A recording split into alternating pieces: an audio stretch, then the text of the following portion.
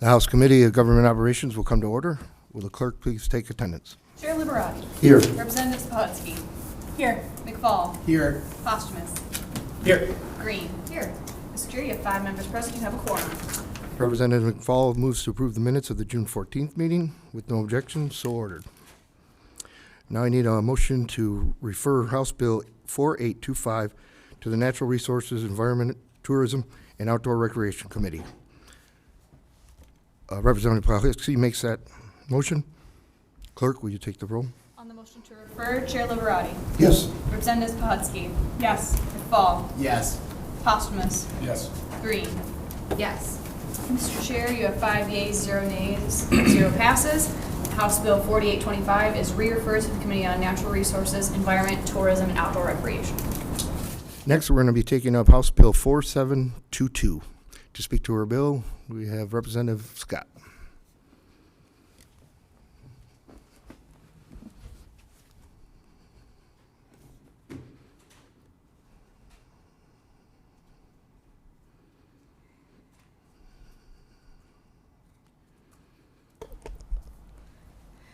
Good afternoon. I'm Chair Liberati and members of the committee. I appreciate you taking up my bill today, which is House Bill 4722, which would repeal the Juneteenth National Freedom Day.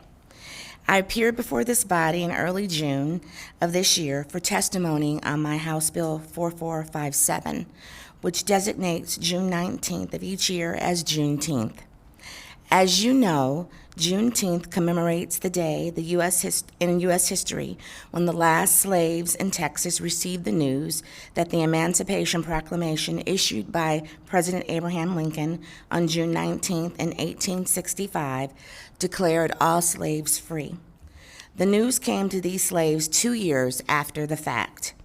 I do appreciate the hearing that you gave me on the bill and your overwhelming support of passage in the full House in June.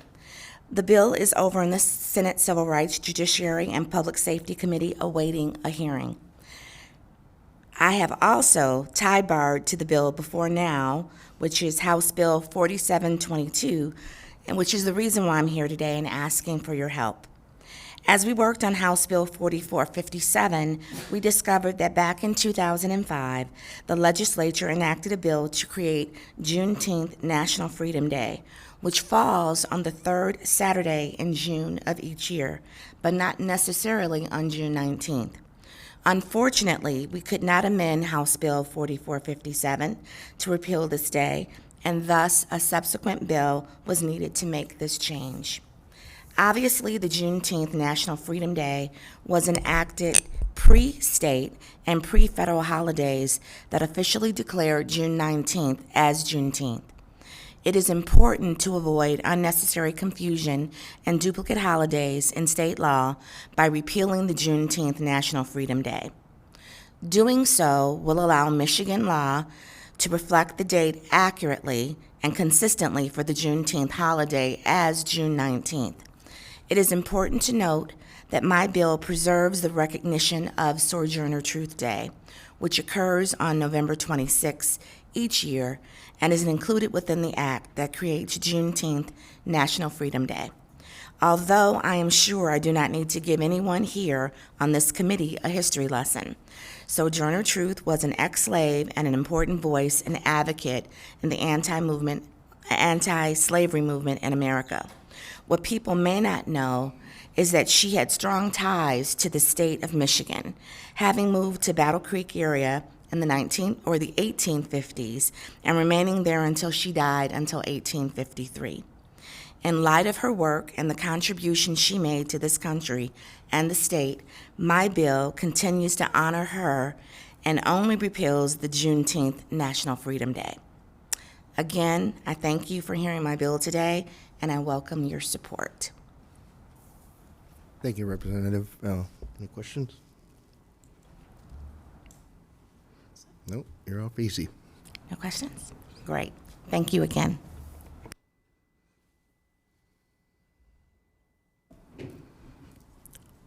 Now I need a motion to report House Bill 4722 with recommendation. Representative Pawlicki makes that motion. Clerk, will you take the roll? On the motion to report, Chair Liberati. Yes. Representatives Pohutsky. Yes. McFall. Yes. Posthumous. Pass. Green. Pass. Mr. Chair, you have 3 yeas, 0 nays, and 2 passes. House Bill 4722 is reported for recommendation. There being no absent members and no further business before the committee stands adjourned.